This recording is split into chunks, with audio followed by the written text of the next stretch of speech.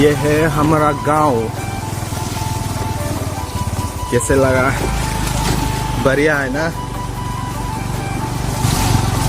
यहाँ भी 1-2 साल के बाद पूरा सिटी बन जाएगा, जैसे कि गुवाहाटी रुक्मिणी नगर जैसे बन जाएगा बाद में ना।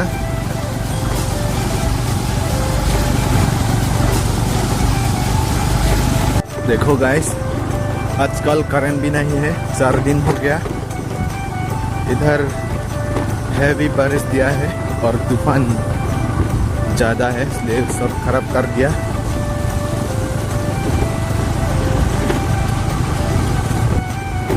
अभी मैं NH पहुँचने वाला हूँ, नेशनल हाईवे। हम लोग का नेशनल हाईवे अभी दिखा रहा हूँ, देखते रहो। ये आगे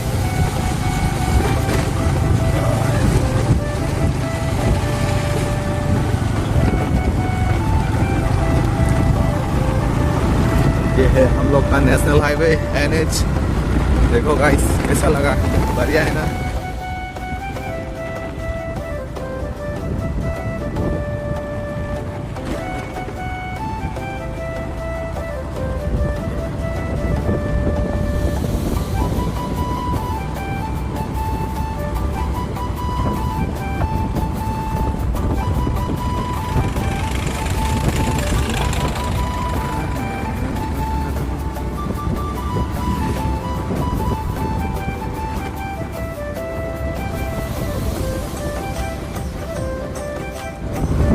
और ये आगे वाला वो बिल्डिंग IB है, PWD IB।